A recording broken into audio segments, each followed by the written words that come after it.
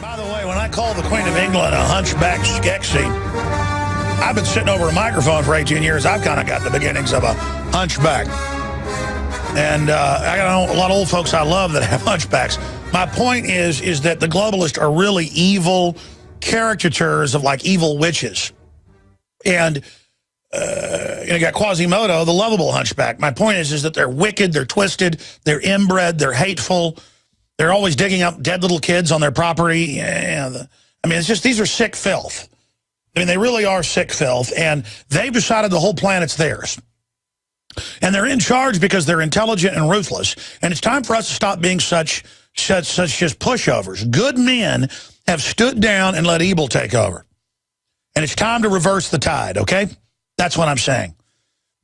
And the battle for civilization is going to be fought, and it's going to start here in America. You know that. The greatest evil is here, the greatest good is here.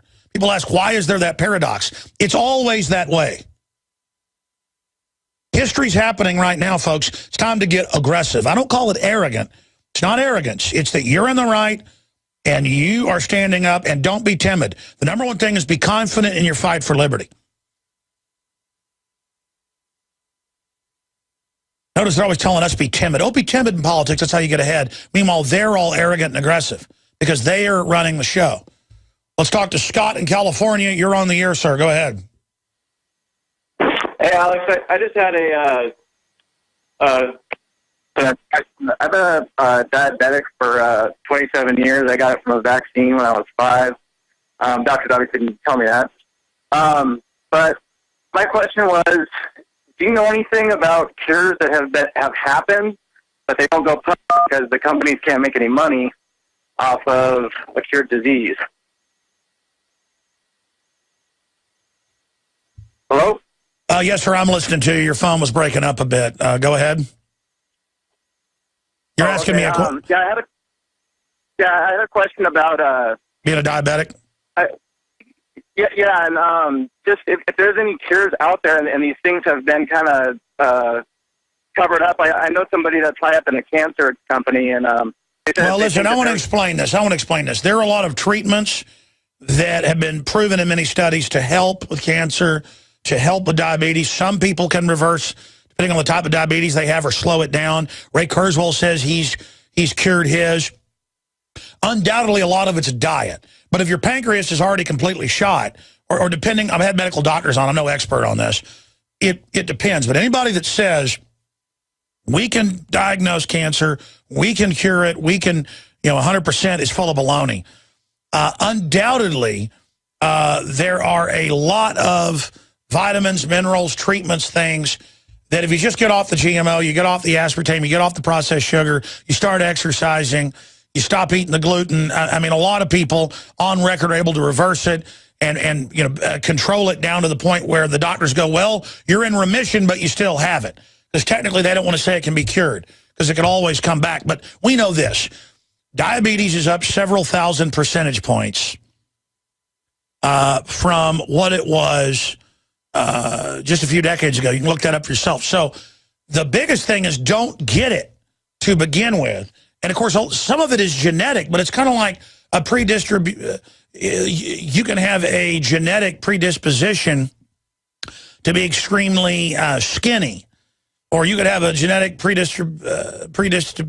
do you call it, to like go bald or something like that.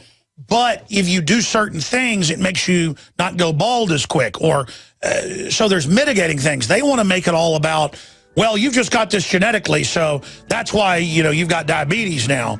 Not know with your genetics, if you eat a bunch of processed sugar, it's over. I mean, it's like Native Americans on average, with their genetics on average, are known to not be able to handle alcohol. That's a fact. Whereas a Northern European that come from thousands of years of people drinking like fish, everybody that couldn't handle it already died. So people passed on genetic traits to be able to drink a lot more. Yeah. So again, that's what we're talking about here. Hello, this is Hank Hill, and I'm telling you what, you need to listen to Alex Jones. Yeah. Infowars.com. My judge, what is the secret of the universe? Infowars.com.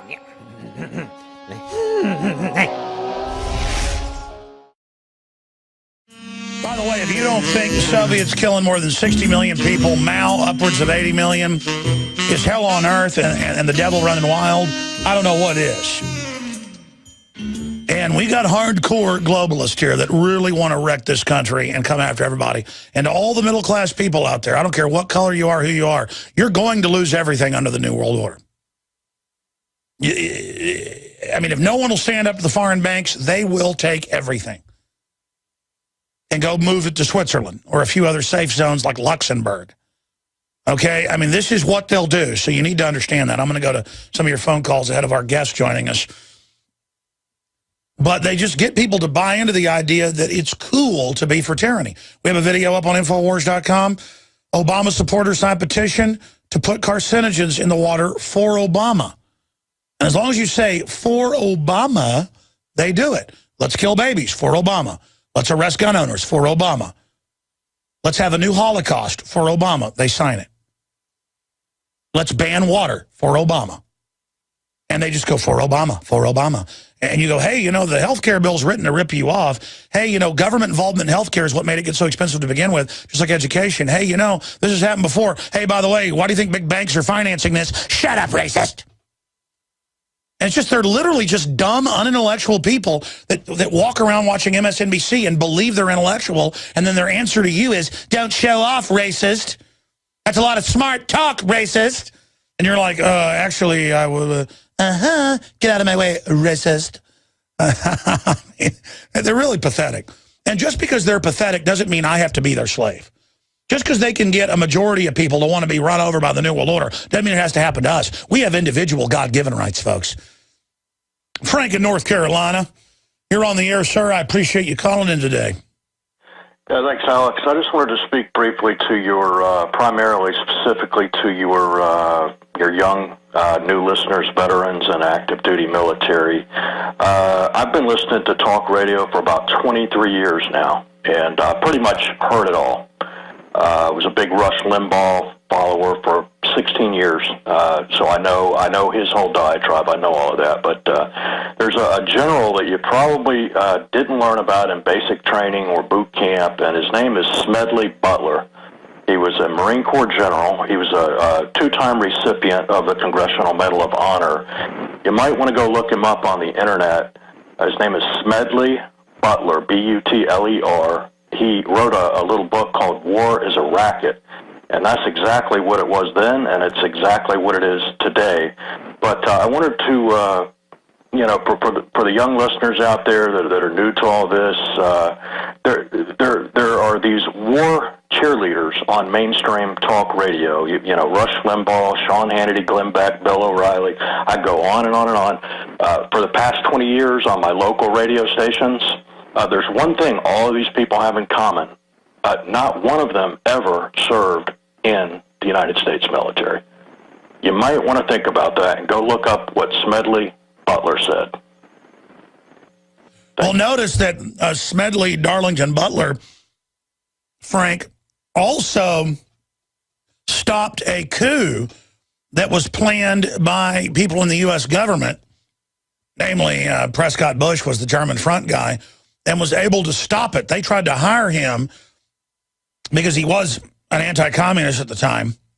The argument was, hey, we'll have a Nazi-fascist government instead of the communist. So they always give you those different choices of tyranny. And he said, how about America? How about a republic? And he was able to blow the whistle on it, and they had the McCormick-Dickstein committee hearings about it later, but it got swept under the rug because it was such a big deal. And I'm not defending Prescott Bush either, but at the time, you know, Hitler was like Man of the Year in Time magazine, in like 37 and 39. He was a great guy. So, you know, that's how Prescott Bush got his power, was being one of their head bankers here in the U.S. But under the Harrimans and others, they were going to have a coup in the U.S. And when that failed, they came up with the plan of COG. If they could build a continuity of government system to stop a foreign takeover, they could use that program just like they tried to use it in Operation Valkyrie against Hitler. Legitimately, they were going to use COG illegitimately to take over America. And that's what Homeland Security is COG. And the COG is now heating up and dissolving the old republic. Because you had the old republic still there like an old bridge.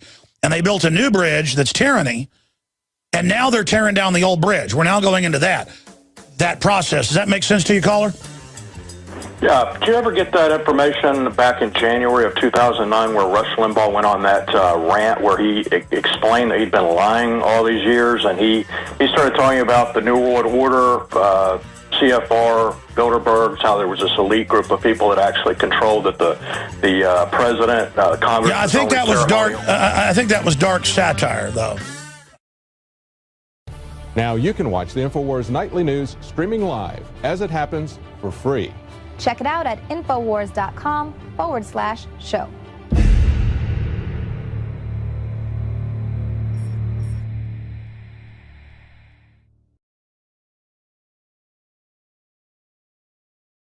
By the way, when I call the Queen of England a hunchback Skeksis, I've been sitting over a microphone for 18 years. I've kind of got the beginnings of a hunchback.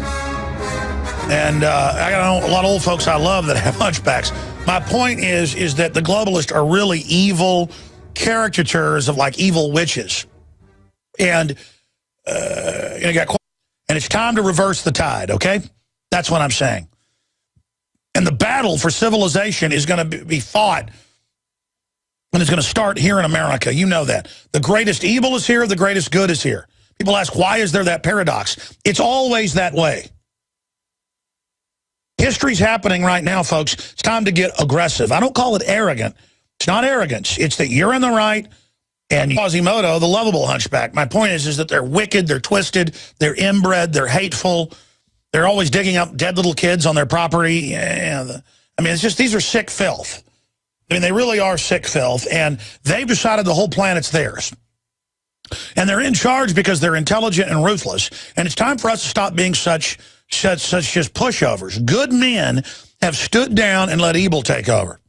I've been a diabetic for 27 years. I got it from a vaccine when I was 5.